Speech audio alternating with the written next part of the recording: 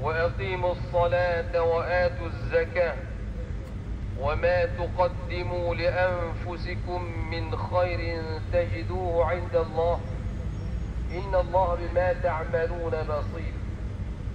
أشهد أن لا إله إلا الله وحده لا شريك له، وأشهد أن سيدنا ونبينا محمدا عبده ورسوله. اللهم صل وسلم على سيدنا محمد وعلى آله وصحبه أجمعين. أما بعد، فيا أيها المسلمون اتقوا الله، أوصيكم وإياي بتقوى الله فقد فاز المتقون. قال الله تعالى: يا أيها الذين آمنوا اتقوا الله حق تقاته ولا تموتن إلا وأنتم مسلمون.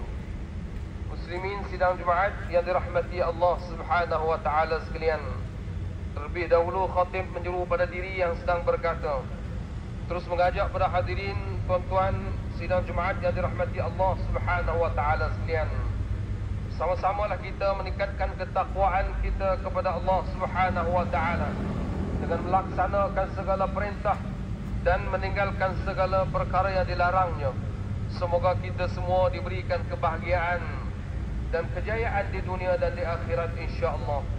Hadirin para jemaah yang diingati dan dirahmati Allah taala sekalian, diingatkan supaya jangan bermain-main sama ada telefon bimbit ketika khutbah yang disampaikan. Hadirin sekalian, pada hari ini yang penuh barakah, hari Jumaat, mimbar khutbah membicarakan tajuk sentuhan Ramadan dalam zakat fitrah.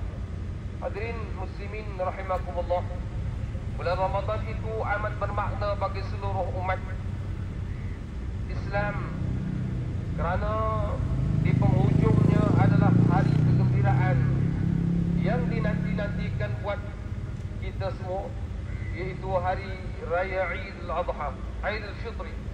Sesungguhnya Nabi Muhammad sallallahu alaihi wasallam nyatakan, bagi orang yang berpuasa itu ada dua kegembiraan.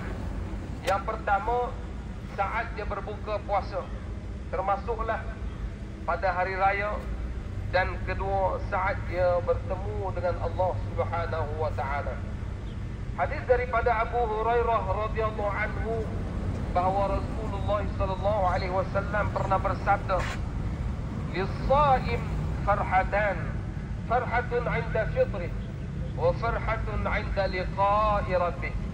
Maksudnya, kata Nabi, dua kegembiraan bagi orang yang berpuasa, iaitu kegembiraan ketika ia bertemu berbuka puasa, dan kegembiraan ketika dia dapat berjumpa dengan Tuhannya.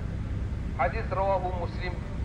Hadirin sidang Jumaat rahimakumullah, mengingati kehadiran bulan Ramadan dan juga hari raya Aidilfitri, maka kita tidak dapat lari daripada satu ibadah penting, iaitu zakat fitrah.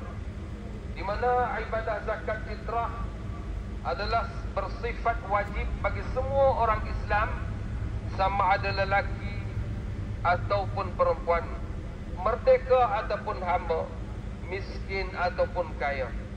Syaratnya, hendaklah mereka itu dapat hidup pada dua masa walaupun sekejap, iaitu pada penghujung Ramadan dan juga awal Syawal.